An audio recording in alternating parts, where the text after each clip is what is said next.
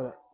Alors, dans le DAF du jour, il y a quelques yesodot dans la mitzvah de Hinour.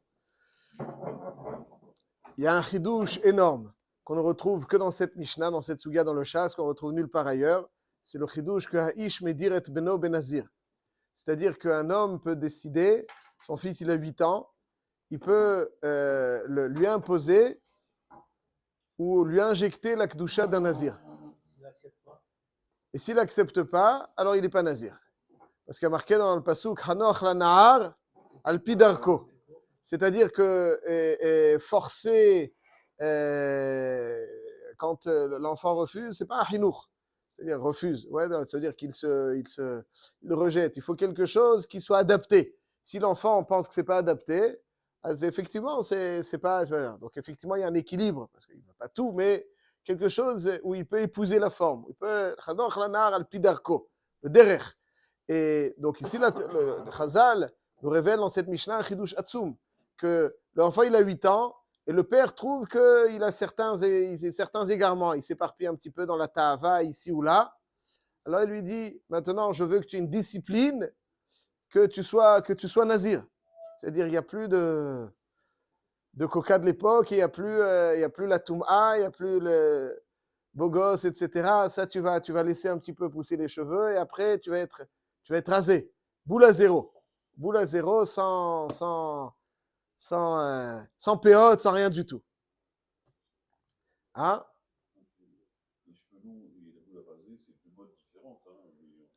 Ok, bon, aujourd'hui, on est... C'est un four. Ha'ish medir et bno. Donc, il y a marqué ici qu'on peut être medir, mais à la condition qu'il ne soit pas mohé. Si le fils il est mohé, le père lui propose. Il propose, il pense que c'est idéal. Si le fils il dit, je veux pas, alors on sait. Ok, tu vois, l'orotse.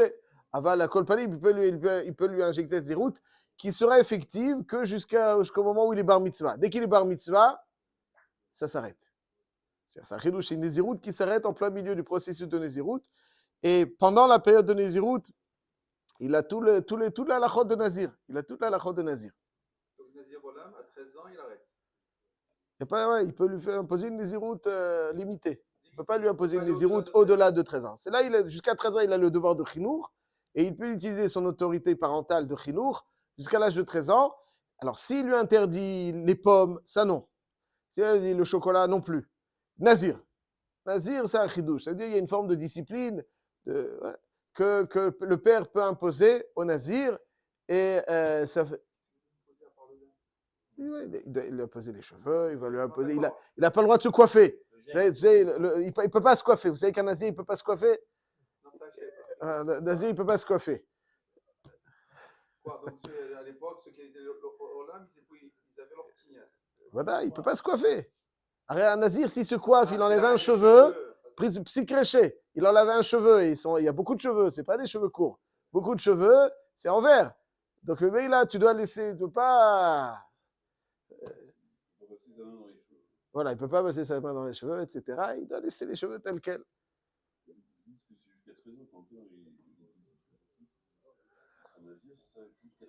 Jusqu'à 13 ans. Et uniquement jusqu'à 13 ans. Alors, ce que vous dites, alors Rabbi Yosef, là, c'est une question sublime qui demande. Est-ce que je rajoute quelque chose juste? En tout cas, ça, c'est le père. La Mishnah, immédiatement, elle nous dit Ve'en aisha maderet et bna benazir. La femme ne peut pas imposer la néziroute à son fils. C'est quelque chose que le père est en mesure de faire, mais la mère n'est pas en mesure de faire. Alors, maintenant, le Radak. Alors, Rabbi Yosef, il demande avec beaucoup de justesse. Le Radak pose la question dans Shmuel Aleph, dans la paracha de Chana, comment est-ce que Chana elle a pu donner la néziroute à son fils alors avant qu'il ne naisse pas, et Bichlal, Isha ena maderet et bna. C'est une sugia dans Shmuel, il y a une sugia dans Shmuel, le Radak, Rabbi David Kimchi, un des Rishonim, il parle de cette question. En tout cas, d'un point de vue halachique, le père donc il injecte la néziroute, et ensuite, vraisemblablement, il est responsable aussi. Alors, je pense que cette néziroute est aussi le père peut s'imposer une discipline, parce qu'il doit, dans toute mitzvah trinour, il y a un chiyuv sur le katan, mais il y a aussi un chiyuv sur le père, de faire respecter la néziroute.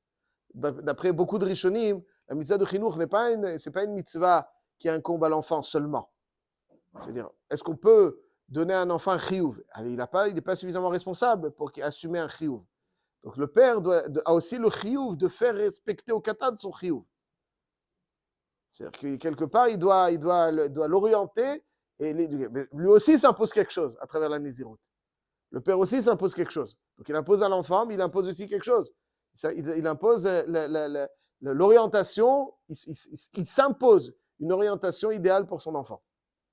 Ça, c'est donc le chiyuv de Nazir. Et comme nous dit la Mishnah, En Aisha Mazeret et Bna. Mazeret et Bna ben Nazir. Et la Gemara, elle dit quelle est l'origine de cette halakha? Quelle est l'origine de cette halakha que Ish medir et bno ben Nazir, ve En Aisha medir et bna ben Nazir? Machloket Rabbi Yochanan Resh Lakish. Rabbi Yochanan, il dit que c'est l'halakha de Moshe Misinaï. Et Resh Lakish, il dit que c'est Takanat Chachamim kedei lechanecho b'mitzvot. Takanat Chachamim, c'est-à-dire Chachamim ont institué une... La Gemara, elle dit, alors si c'est ça, si c'est une Takanat Chachamim, c'est la Moshe Misinaï. La Moshe Misinaï, mais si c'est une Takanat Chachamim, pourquoi ils l'ont fait que pour l'homme? Pourquoi ils l'ont pas fait pour la femme? Et là, il y a une phrase très, très, très étonnante. La Gemara, elle dit, Ish chayav lechanech et bno b'mitzvot, ve'en ha'isha chayavet lechanech et bna. Ça fait... Alors, ici, vraisemblablement, on nous dit que le père a le devoir de chinour. Est-ce que la mère a aussi un devoir de chinour? A priori, quand on lit le texte, c'est un chidouche que la mère n'a pas. C'est un grand pile-poule parce que, mais pas tout, la mère aussi a le devoir de chinour sur l'enfant. Alors, pourquoi ici on nous dit que Ish chayav lechanech et bno, ve'en ha'isha chayavet lechanech et bna? Et qu'est-ce que vous voulez que je vous dise? Donc, d'après Rabbi Yochanan, on comprend que ce n'est pas Bito. Et la Gemara dit pourquoi pas Bito d'après Resh Lakish si c'est une takana. Elle dit Bno chayav lechancho, Bito enu chayav lechancha. C'est aussi une phrase choc. Hein? Les filles, on n'a pas besoin d'être mechanechotam. Ils sont naturellement plus, ils sont plus matures, plus. Voilà. M. Cohen, les filles. Non, je ne parle pas de Djerba. Il y avait un handicapé qui s'appelle Ben Bitin, Cohen Bitin. C'est lui qu'on envoie notre fille pour lui dire qu'il ne peut pas lui bouger. Oula, bon, soit.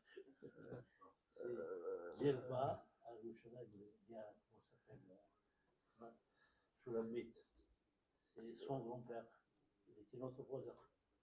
Bon, ceci étant, je croyais que vous alliez faire l'éloge de votre fils, c'est pour ça que je vais donner le droit de parole. Vous êtes parti dans une route complètement inconnue. Faites l'éloge de vos filles. Vos filles, faites l'éloge de vos filles qui vous accueillent, qui s'occupent de vous, qui vous appellent toute la journée. Vous acquiescez. Alors, ça c'est la Gemara dit donc pourquoi d'après Resh Lakish que c'est Midin Chinour Takana? Pourquoi est-ce qu'il peut pas faire ça pour sa fille? Et no chayav lechanech et bito. Ça c'est bizarre. Alors, le Yesod est le suivant. Le Keren Nora il explique un Yesod. En fait, ça dans le Chinour il dit le Keren Nora. Ce qui a marqué que donc d'après Resh Lakish c'est une Takana Trachamim. Que uniquement le père a le devoir d'être. Il y a deux éléments Mechudashim qui méritent d'être longuement réfléchi, développé. En tout cas, sur un pied, il est marqué donc deux chidushim dans Ilchot Chinuch. Le père a le devoir d'éduquer son fils, pas la mère, c'est quelque chose de... Ouais, on va voir tout de suite. Et que le père a le devoir d'éduquer son fils, mais pas sa fille. C'est deux phrases choc. C'est comme ça. C'est halakha. La mère n'a pas le devoir d'éducation. Alors, il y a plein de cas dans la Gemara, il l'a mis à Malka, dans Masechet Sukkah, Daf Gimel, qu'elle le faisait asseoir dans la souka. Pourquoi est-ce qu'on dit que... Alors, il y a un Keren Ora. Le Keren Ora, je vous lis une ou deux phrases. Le Chinuch Deacha, il dit qu'on ne parle pas du Chinuch ici, du Chinuch Bemitzvot. Chinuch Bemitzvot, vadaï qu'on est chayav lechanech gam et abat, vegam et haïma chayavet lechanech et bna. Chinuch Deacha ou leafrisho mina motarot. ולהקדישו לשמיים בזהירות ופרישות. לזה צריך דעתו, אלא עליו מוטל לשומרו מכל טומאה. En fait, ce qu'il nous dit ici, le Keren Orah, qu'il y a deux types de chinour. Il y a le type de chinour où on va lui injecter donc les valeurs. Il y a un type de chinour où on va le protéger. C'est un chinour préventif, le protéger de certaines choses, de certains excès. La protection de certains excès, on va voir tout de suite pourquoi. Ça, c'est un combo pair. Et on n'a pas besoin de l'exercer sur la fille, que sur le garçon.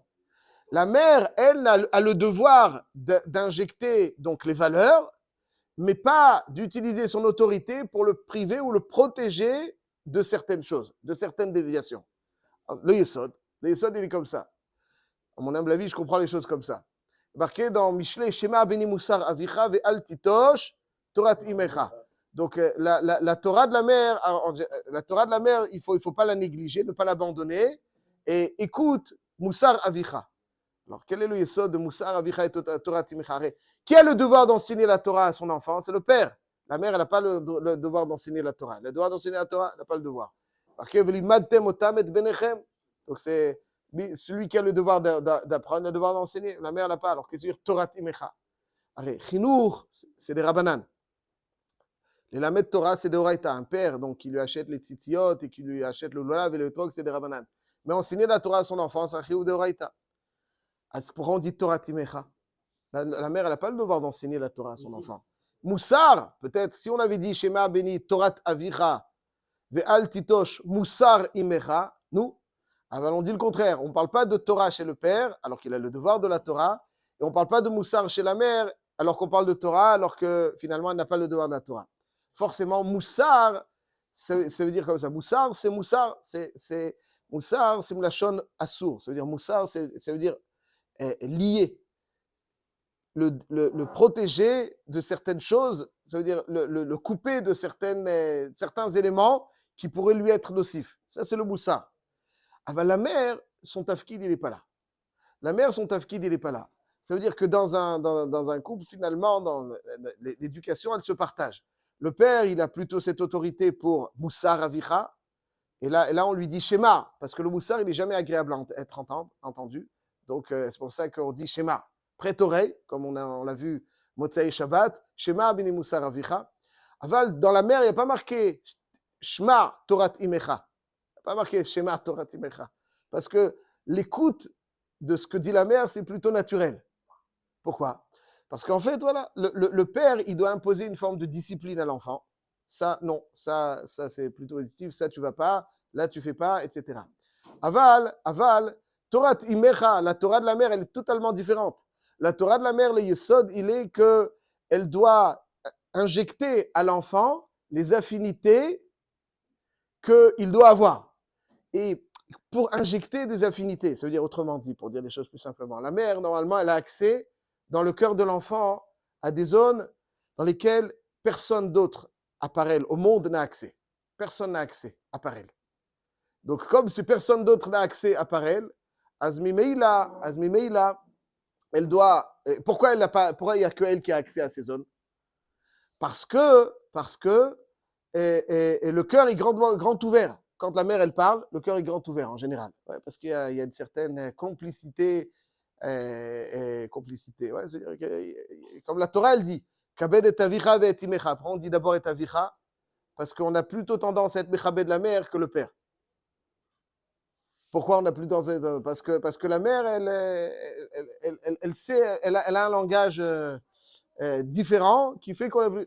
Donc, mais il a Torat imecha. Torat imecha, on ne dit pas Shema, parce que naturellement, il écoute. Il dit Altitosh. La mère, elle doit préserver son koach de kirva, de proximité, pour ne pas mettre trop de pression de moussard, pour finalement être mechaber auto aux vraies choses. Celui qui fait le boulot, entre guillemets, pas sale, mais disons le boulot qui doit être fait, c'est exercer une forme d'autorité, ça c'est le père. Ça c'est moussar avicha. Donc ça veut dire qu'il y a deux brinotes, il y a le sourmera et le asetov. Le sourmera, le père il doit dire ça, oui, c'est bien. Ça, non, ça c'est pas bien. Donc Nazir, ça, non. Tu évites de faire ça, ça, non. Cette personne, non. Cette personne, oui, mais cette personne, non. Cette chose-là, oui. Cette chose-là, non. Donc, il y a beaucoup de moussard, c'est-à-dire moussard. Donc, il est osser, il lie l'enfant par rapport à certaines menaces. Ça, c'est le père. Et c'est pas toujours agréable. Donc, c'est pour ça que, pas agréable à entendre. C'est pour ça qu'on dit Shema Beni Moussar Avicha. Dans la mère, c'est pas le non. La mère, c'est des fois le non, mais plutôt le oui. C'est-à-dire plutôt le oui, j'entends par là qu'elle est mechaberet toto aux choses. Parce que si la mère bémet, elle croit en quelque chose profondément, hein, quelque part, l'enfant va adhérer dans l'âge adulte à ce à quoi la mère croyait profondément. Il y a toutes les chances, c'est pas du 100%, mais il y a toutes les chances. Parce qu'il y a quelque chose qu'elle va lui injecter et qui va finalement lui permettre d'intégrer et d'éclore sur le tard des fois, mais d'éclore néanmoins. Ça c'est Torah Timecha. Torah, c'est Milachon Hora'a. On ne parle pas du limoud de la Torah, Baye, Rava. On parle de Milachon Hora'a. On parle de l'orientation. Pour ça que la mère, c'est plutôt le oui. Donc, c'est-à-dire que la mère, elle doit conserver ce rapport quelque part chaleureux, où il y a moins de non, plus de oui. Ouais, et pour finalement, donc, et que le cœur de l'enfant soit ouvert, il ne se contracte pas. C'est pour ça qu'on n'a pas besoin de lui dire Shema Torah Timecha. Il est Shoméa, Altitosh. Fais attention, ne néglige jamais. Ça, pas besoin de dire Shema ou Shoméa. Et Imo ou Shoméa, et Aviv. Son père, il faut lui dire Shema. Parce que le père, il me dit non. Il me dit le Moussar. Le Moussar, j'aime pas entendre. Donc il dit Shema. Aval Altitosh. C'est ce que tu avais été inculqué. Ça, c'est pour ça que dans la Sugia, on voit que Aish Mediret Bno Benazir, Aval Aisha Ena Mediret Bna Benazir. Pourquoi? Ish Chayav Bechinuch Bno, Velo Chayav Bechinuch Bito. Alors, Keren Nora nous dit que ça ne décrit pas tous les Chiyuv Bechinuch. Peut-être que la mère aussi, elle doit dire à son fils de manger, de faire la tfila. Elle doit lui dire, quoi. Il n'y a pas Chiyuv Bechinuch Bna. Aval, Al-Kol Panim, elle est plutôt dans le Asetov. Elle est plutôt dans le Asetov. Quand elle est plutôt dans le Asetov, donc, aval, le Sourbera, ça c'est Moussar Avicha, ça c'est plutôt le Tafki du père. Et ce qu'on en prend aussi de notre Sugia, les Maasé, c'est que la fille, elle est plutôt dans le Asetov. Ouais, il y a moins de Sourmera. C'est pour ça que Aish Mediret Bno Benazir Avalobito. La Nizirut, le concept de Nizirut existe chez la femme. Oui, mais il existe chez la femme, mais il n'existe pas chez le père par rapport à son fils, mais pas le père par rapport à sa fille, ni la mère par rapport à son fils. Pourquoi? Parce que la fille, elle a un chibour naturel vers les choses. Il y a moins besoin d'être de discipline. La sirotamira, il faut la protéger de façon plus les chaner chota et la tov. Ouais. Une fois que quelqu'un est venu chez Rav Shach, je termine là-dessus, il lui dit j'ai la possibilité de donner shiur à des hommes, donner shiur à des femmes. Alors, les hommes, ils sont chayavim betalmud Torah. Donc, lorsque je vais aller donner shiur à des hommes, je vais, moi, être zoché betalmud Torah, et être mezaké, tout le monde betalmud Torah. C'est comme je parle de shiur à des femmes. Moi, je fais talmud Torah, mais elles ne sont pas betalmud Torah, donc je suis moins zikoui. Il lui dit, alors Rav Shach, il lui dit, Oilom choshev que les patrons à la maison, c'est les hommes. Avalani omer lecha, que les patrons, c'est les femmes.